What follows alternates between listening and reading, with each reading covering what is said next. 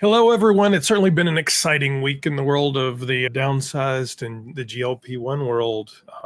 Honestly, it's been a roller coaster that's both terrifying and exhilarating. Exhilarating. Mostly terrifying. Mostly terrifying, but it just keeps coming. So today we're going to talk a little bit about what it is we know today, October 4th. And I specify October 4th, 2024, because honestly, just as soon as I hit the publish button on this video, it'll change. Things might change. We'll be wrong, and there'll be another video. What I would tell you is if you know something else, please leave it in the comments or email it to me. Or actually, my email is Christopher at thedownsized.org. We are looking for information. We will be happy to update these videos. Right now, it's about what we know on October 4th. And I do have a mochi update, so stay tuned. Stay tuned, it's people coming. Out there like me. Absolutely. So just to give you a little bit of background, if you haven't been following us, I'm Christopher Durham. Oh, I'm Laraine Durham. Yeah, we thought we would introduce ourselves. By the way, BT Dubs. We're the Downsized. Welcome to our channel. Welcome back to our channel. We're the channel where we talk about all things GLP-1 related, any FDA rulings, any compounding emergencies. We're here for that. And it's very personal to us because this is how we've lost our weight. So how much weight have you lost? I've lost 50 pounds on compounded Terzapatide. I've used Mochi Health. I recommend Mochi Health. And Christopher's been on a variety of things. So I've lost 78 pounds since September of last year when we started it. And I've taken compounded Terzapatide to begin with. And then working with my local physician, Mounjaro, I had a bunch of health issues we wanted to monitor really closely. Yeah. When Zepbound became the approved medication for weight loss, we switched over to that. And then back to compounded Terzapatide, honestly, because of shortages. I mean, Eli Lilly just has not been able to keep up. And we don't really believe they're going to be able to keep up now. And cost. And cost as well. And I have not seen even a little bit of difference. All three of those medications have worked exactly the same way. I've gotten the same results. I've had the same side effects. Actually, I just took a shot right after lunch today. To give you the background, if you haven't been following along, earlier this week, the FDA took Zepbound, Mounjaro, Terzapatide off of the shortage list, which triggered a whole set of changes that should or could impact the compounding pharmacy industry and compounded Terzapatide. So the way that works is compounding pharmacies were allowed to make compounded Terzapatide because it was in shortage.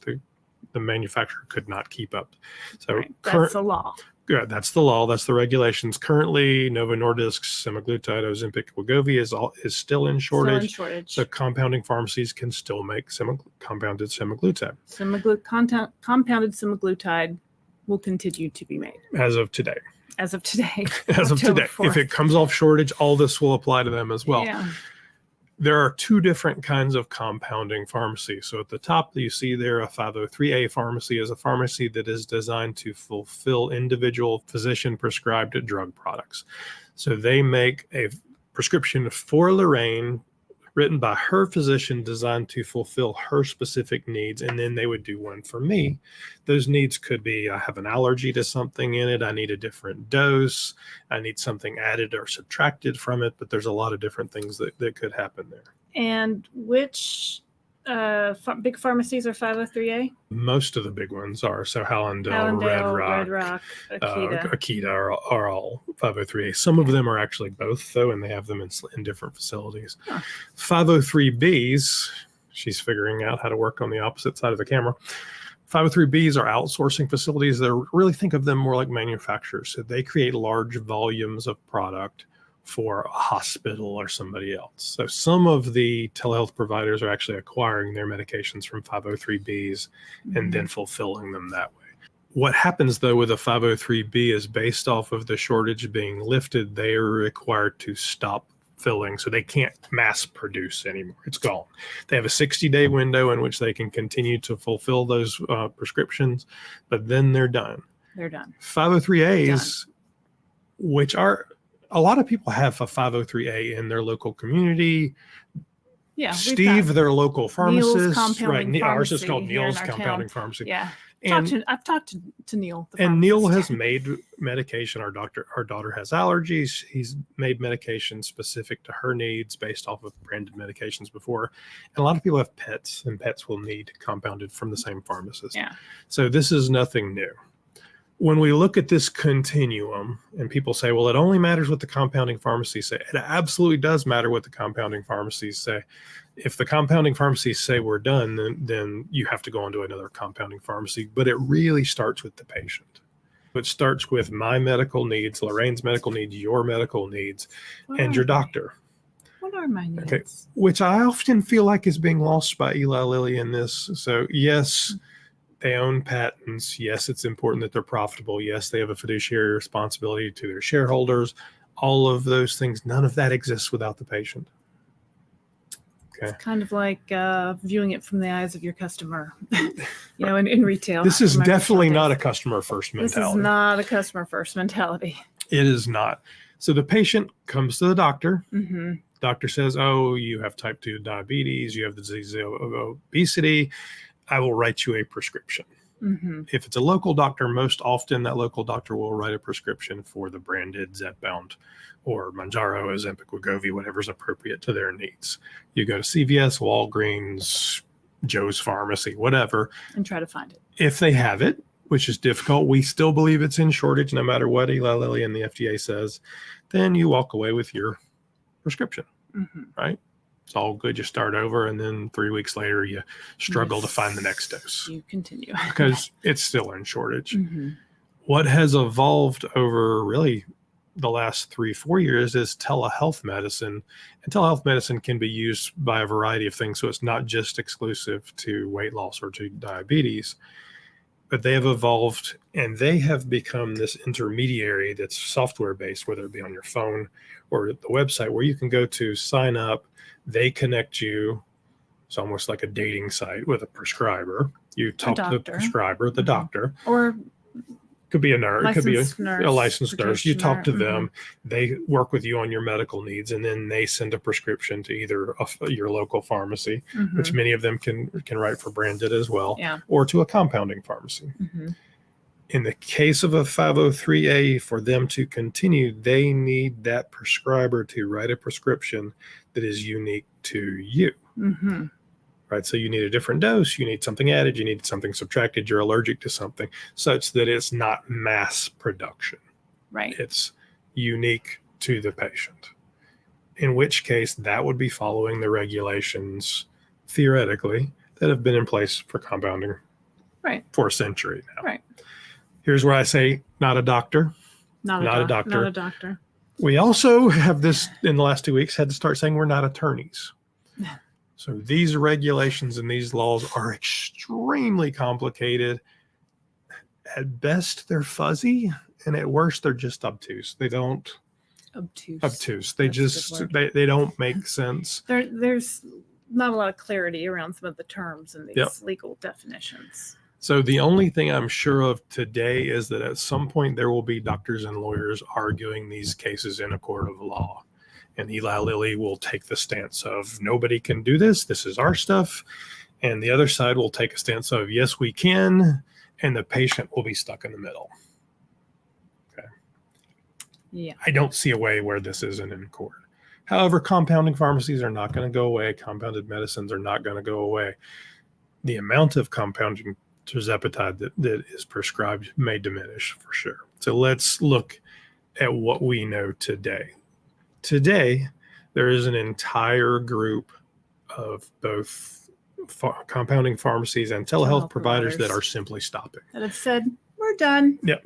Bye-bye. If you know ones that are, please leave a comment and tell us this is not an exhaustive list. This is what we know right now.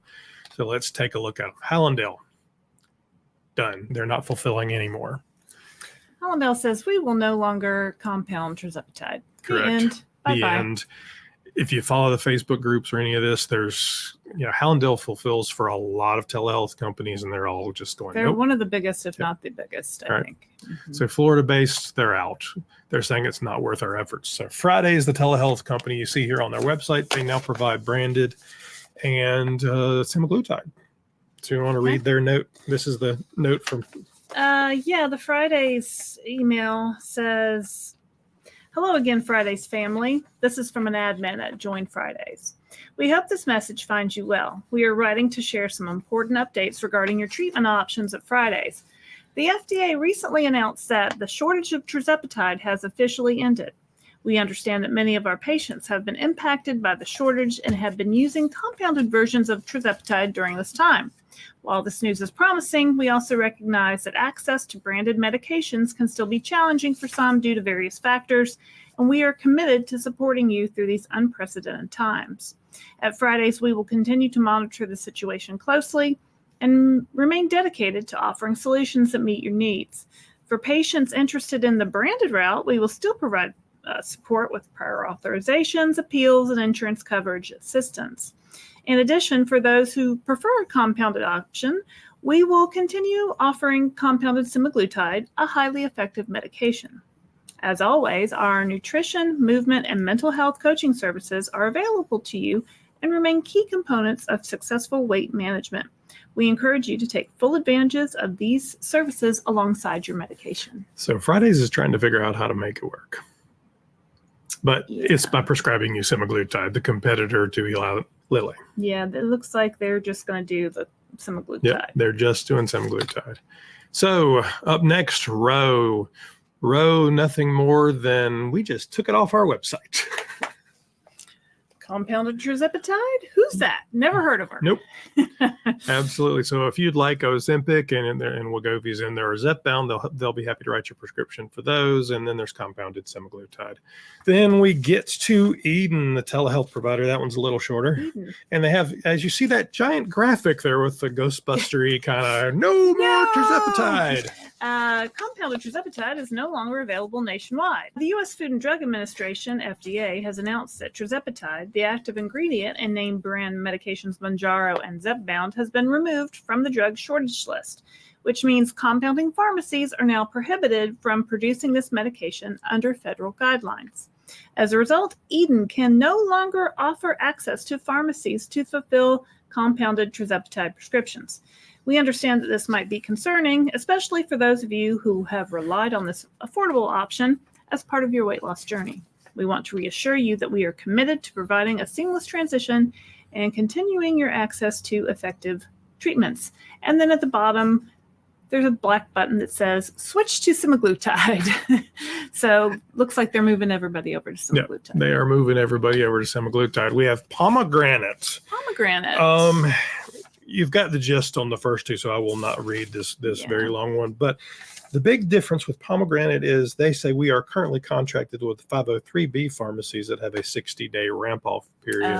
So 503B pharmacies by the FDA are basically given the opportunity to take 60 days to fulfill whatever's in process. Mm-hmm. And then it's a hard stop. Right. Pomegranate's saying, no, we're done.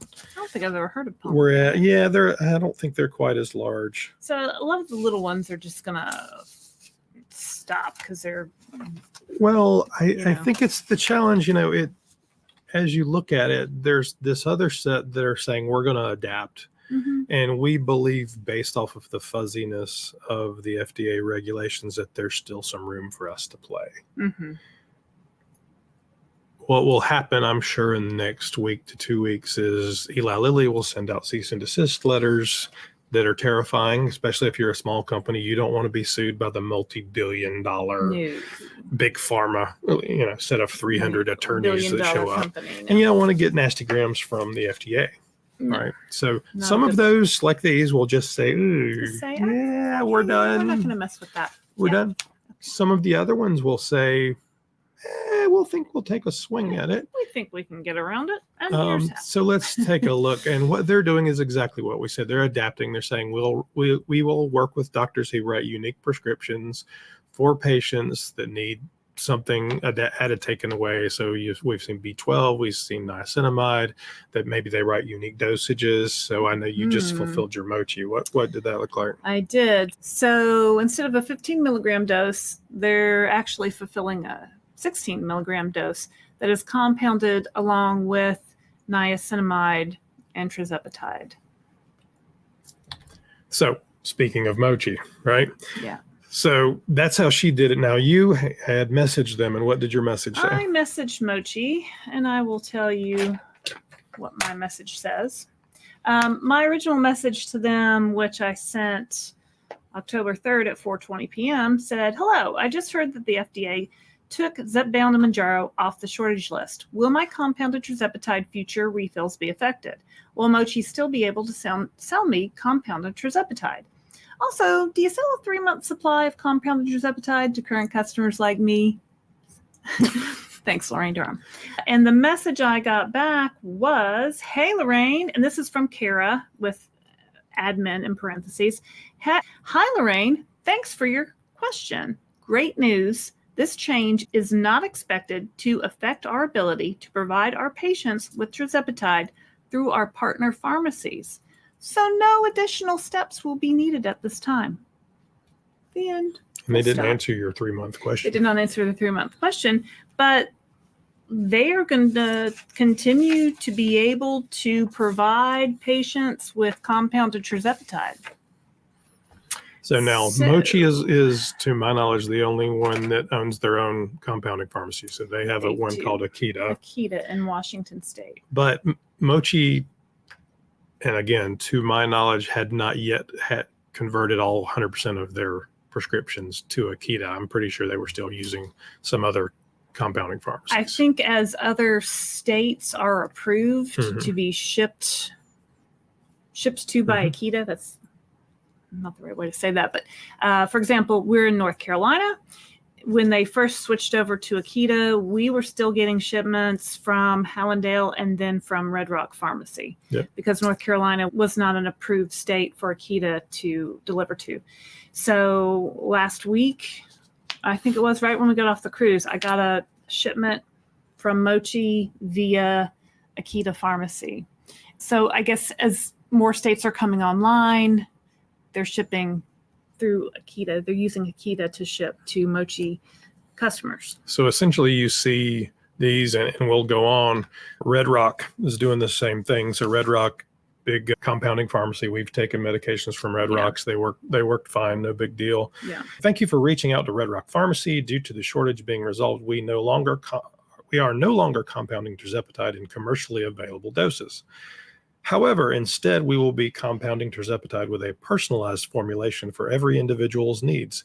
At this time, there may be a short delay in our regularly scheduled 5 to 7 business day processing time as we work with your provider to ensure we have your best interests in mind. So again, they, like Mochi, and maybe they're helping Mochi, I don't know, think they can continue to do business. I mean, to me, it's a question of a bunch of people sitting in a boardroom, probably with an attorney, probably with some risk specialists saying, how much could this cost us if we get sued? How much are we going to lose if we don't keep selling? Yeah. And making these risk analyses and saying, yeah, we want to keep doing it or we don't. So obviously both of those do. This one is actually Orderly Meds. So Orderly Meds says, we understand many of you are concerned about compounded Terzapatide being removed from the FDA shortage list. With over 10,000 customers checking in, we assure you that we are diligently working to serve you all. We are so grateful for your support and are committed to keeping Terzapatide accessible. We ask for your patience and grace as we process all your orders. Thank you for your understanding. Thank you for sticking with us. So that one doesn't really give you much information other than a whole lot of people talk to us. We're going to fill these orders as fast as we can. As fast as we can. But this one moment, please. Says what to know about the FDA. I would let you read this, but I bet you can't see that small text. Well, I have my glasses. Let me see. This is Orderly as well, so that's another communication. What to know about the FDA Terzapatide shortage. If you're concerned about your Terzapatide supply, here's what we're doing at Orderly Meds to provide peace of mind to our customers. We're offering multi-month vials so that you can stock up. Excellent.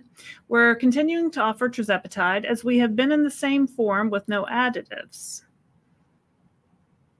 We're continuing to offer Terzapatide as we have been in the same form with no additives. Okay. Doing the above ensures that your orders will not get disrupted or delays in our service to our customers.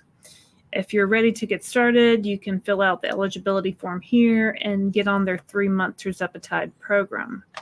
On Terzapatide from another provider and looking to stock up with us? Great news. Within the next week, we will be offering a 5-month supply. Signing up is easy. Just fill out your eligibility form here and upload a picture of your current prescription to get started.